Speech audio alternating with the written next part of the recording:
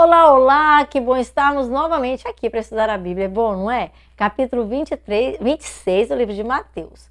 Os principais sacerdotes do povo, também os anciãos, resolveram que a Jesus prenderiam por causa do ensinamento que ele fazia. Fizeram isso de traição. Jesus estava na casa de Simão, então uma mulher se aproximou e um bálsamo muito caro na cabeça de Jesus ela derramou. Ah, isso é um grande desperdício. Um dos discípulos falou. E a mulher será lembrada por todo o tempo e toda geração, porque com esse acontecimento me preparou para o sepultamento. Isso disse Jesus na ocasião. Judas, um dos discípulos, foi com os sacerdotes conversar, ajuntando o peso de 30 moedas de prata para Jesus poder lhes entregar. Estava chegando a Páscoa e os discípulos então perguntaram: onde é que celebraremos a festa?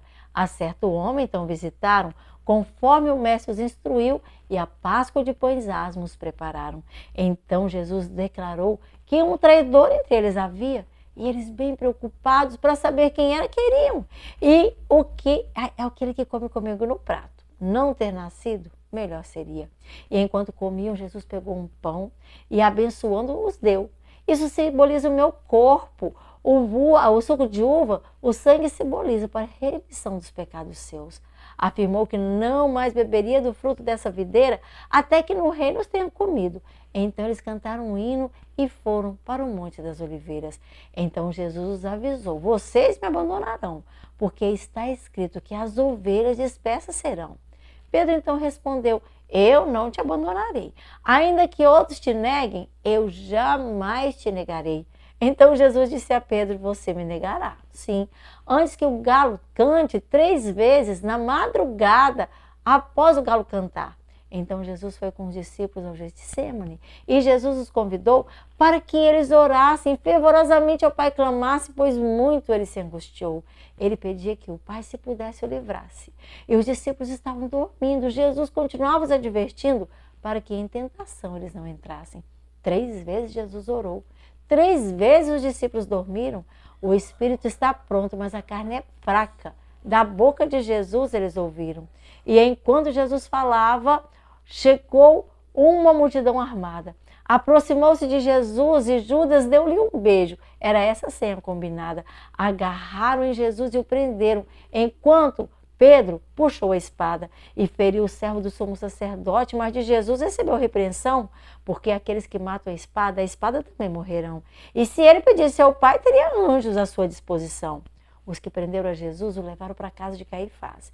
E Pedro no pátio da casa entrou para ver o que aconteceria. Então sentou, enquanto os outros pretendiam ao Senhor Jesus condenar. E surgiram falsas testemunhas que contra ele mentiam.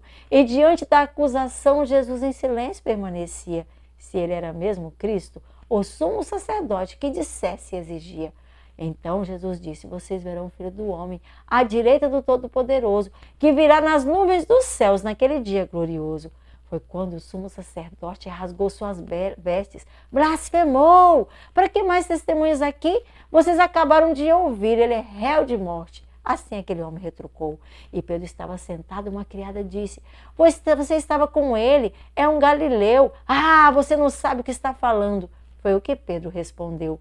Estava saindo e outra criada disse: você estava com Jesus o Nazareno? E Pedro, jurando, negou: e esse homem eu nem estou conhecendo.